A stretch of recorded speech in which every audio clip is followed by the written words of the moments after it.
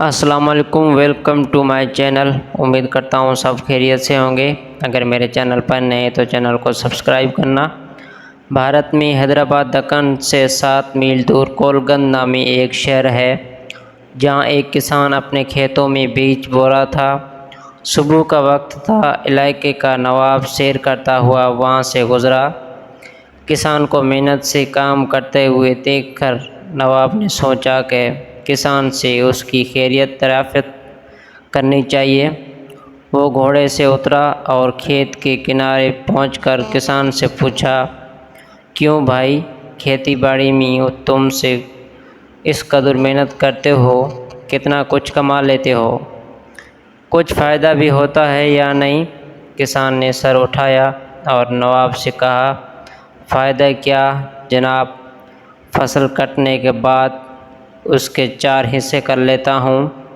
نواب نے پھر پوچھا، اچھا تو ان 4 حصوں کو خرچ کیسے کرتے ہو؟ کسان نے جواب دیا، ایک حصہ تو حکومت کے ٹیکس میں چلا جاتا ہے، دوسرا حصہ قرض چکانے میں ختم ہو جاتا ہے، تیسرا حصہ ادھار دیتا ہوں اور باقی چوتھا حصہ یوں ہی لوٹا دیتا ہوں۔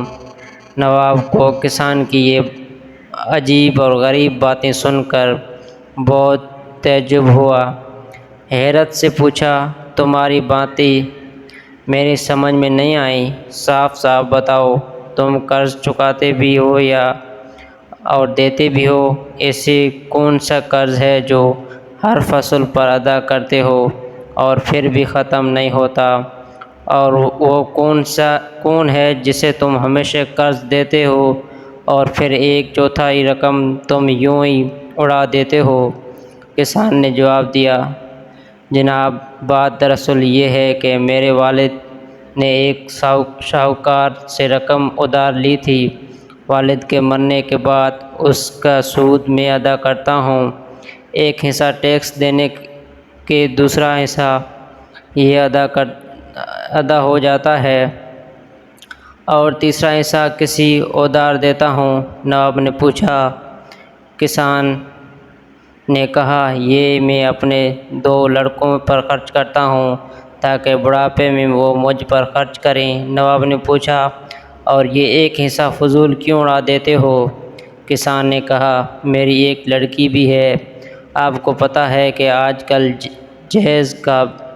جہیز کے بنا شادی نہیں ہوتی اور جہیز ایک فضول رسم ہے، چوتھا حصہ اس کے جہیز کے لیے رکھتا ہوں، میری نظر میں یہ رقم لوٹانا ہی ہوا۔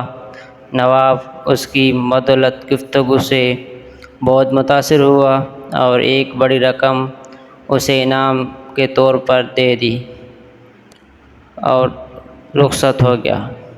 کہانی اچھی لگی تو چینل کو سبسکرائب کرنا۔